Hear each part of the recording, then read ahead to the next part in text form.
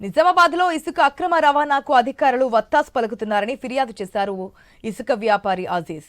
అధికారులు ఇసుక వ్యాపారుల వద్ద డబ్బు డిమాండ్ చేస్తున్నారని రెవెన్యూ అధికారి గంగాధర్పై సబ్ కలెక్టర్కు ఫిర్యాదు చేశారు. మామూలు ఇవ్వకపోతే ఇసుక బండిని సీజ్ చేస్తామని అధికారులు బెదిరిస్తున్నారని ఆయన ఆరోపించారు. అధికారులకు నెలకు 2 లక్షల రూపాయలు ఇస్తామని ఇసుక వ్యాపారి అజీజ్ చెప్పారు.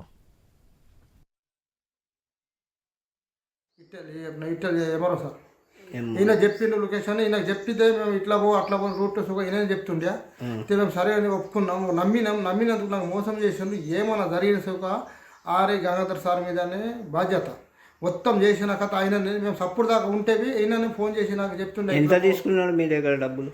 నా దగ్గర ముందు బండికి 2 లక్షల దాకా తీసుకున్నారు, 2-3 లక్షలు తీసుకున్నారు. పెట్టిన తర్వాత నాకు 20 దినాల నుంచి సతాయించి నిన్న కేసు చేసి పడేసింది.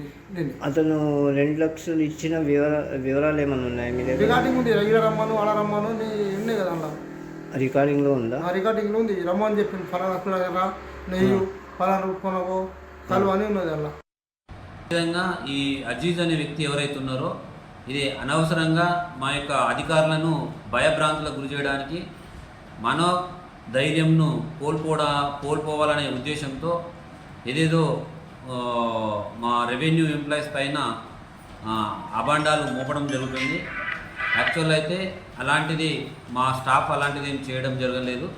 అతను కావాలని ఇల్లీగల్ దందాలు చేసుకుంటూ మా యొక్క అధికారులను భయపెట్టుకుంటూ మా మీద ఆరోపణలు అనేది చేస్తున్నారు. ఈయన కేసు ఇంతకుముందు కూడా ఈయన టిప్పర్లను మేము మా కార్యాలయం సీజ్ చేయడం జరిగింది. తనే స్వయంగా 50 రూపాయల స్టాంప్ పేపర్ మీద మాకు తనే స్వయంగా రాసి ఇవ్వడం జరిగింది. నేను ఇక ముందు ఎలాంటి ఇల్లీగల్ దందాలు చేయాలని చెప్పేసి.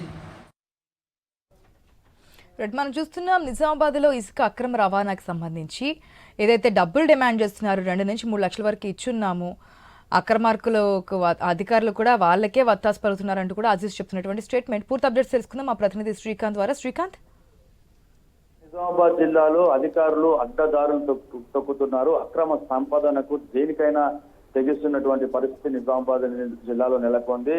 నిజామాబాద్ జిల్లాలో పూర్తిగా ఈ ఇసుక రవాణా కావచ్చు, మొరం రవాణా కావచ్చు, అధికారులే అక్రమార్కులకు వత్తాసు పలుకుతున్నటువంటి పరిస్థితులు నెలకొన్నాయి. ఒక్క బోధన్ నియోజకవర్గంలోనే కాదు, నిజామాబాద్ జిల్లాలోని చాలా నియోజకవర్గాల్లో ప్రకృతి సంపదను పూర్తిగా దోచేస్తున్నటువంటి పరిస్థితి మనం నిజామాబాద్ జిల్లాలో చూడవచ్చు. ఈ ప్రస్తుతం అయితే బోధన్లో ఇసుక మాఫియా, ఎందుకంటే బోధన్లో గోదావరి తీర ప్రాంతం ఉంటుంది. గోదావరి నుంచి అక్రమంగా ఇసుకను తరలించేందుకు అనువుగా ఉన్నటువంటి ఆ ప్రాంతాన్ని ఎంచుకుంటున్నారు అక్రమార్కులు. అక్కడ అధికారులే ఈ ఎవరైతే ఈ అక్రమంగా సరఫరా చేసేటువంటి వాళ్ళతో కుమ్మక్కవుతున్నారు, వాళ్లకు ఇన్ఫర్మేషన్స్ ఇస్తున్నారు. ఇవాళ మా అధికారులు రావట్లేదు, ఇవాళ మీరు యజేచ్ఛగా రవాణా చేసుకోవచ్చు, యజేచ్ఛగా దోపిడీకి పాల్పడవచ్చు అంటూ అధికారులే వాళ్లకు ఫోన్లు చేసి చెబుతూ వాళ్ళ దగ్గర డబ్బులు డిమాండ్ చేసి వాళ్ళ దగ్గర డబ్బులు తీసుకున్నటువంటి పరిస్థితి నిజామాబాద్ జిల్లాలో నెలకొంది. బోధన్లో మనం చూడవచ్చు. ఈ వీడియో ఆడియో సంభాషణ కూడా మనం వినవచ్చు. ఓ అధికారి ఒక వ్యాపారితో సంభాషిస్తున్నాడు, మా అధికారులు ఇవాళ రావట్లేదు, ఇవాళ మీరు అక్కడ నుంచి ఏదైతే తీసుకొని వెళ్ళవచ్చు అంటూ ఇలా పూర్తిగా నిజామాబాద్ జిల్లాలో చోటు చేసుకుంటున్నది. ఎవరైతే అజీజ్ అనే పర్సన్ ఉన్నాడో ఇవాళ అతను మీడియా ముందుకు వచ్చి చెప్తున్నాడు, రెవెన్యూ అధికారి గంగాధర్ తనకు డబ్బులు డిమాండ్ చేస్తున్నాడు. ఒక టిప్పర్ వాడితే దాదాపు ఇప్పటి వరకు 2 లక్షల రూపాయలు చెల్లించానని ఆయన చెప్తున్నాడు.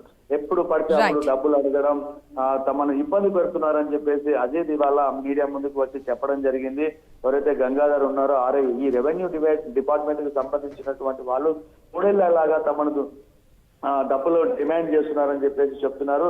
అజీజ్ యొక్క వాహనాన్ని కూడా సీజ్ చేశామని చెప్పేసి, డబ్బులు ఇవ్వకపోతే సీజ్ చేశామని చెప్పేసి అజీజ్ మీడియా ముందు వచ్చి చెప్తున్నటువంటి పరిస్థితి. పూర్తిగా నిజామాబాద్ లో ఇసుక అక్రమ రవాణా అక్రమార్కులకైతే అధికారులు వత్తాసు పలుకుతున్నటువంటి పరిస్థితి నెలకొంది. అలాగే ఇటు నిజామాబాద్ రూరల్ కావచ్చు, బాల్కొండ కావచ్చు, ఈ ప్రాంతాలలో మొరం ఎక్కువగా ఉంటుంది. మొరము ఇసుక క్వారీలు ఎక్కువగా ఉంటాయి. ఇక్కడ రాత్రి వేళల్లో అధికారుల కళ్ళు కప్పి ఇసుక దోపిడీ చేస్తున్నటువంటి పరిస్థితి.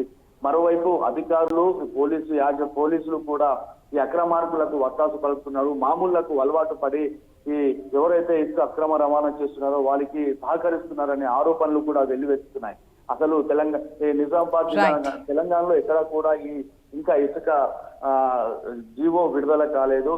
కానీ ఈ మొరము ఇసుక ఇష్టారీతిన కూడేస్తూ ప్రజా సంపద ప్రకృతి సంపదను పూర్తిగా అక్రమార్కుల చేతులు రైట్, థ్యాంక్స్.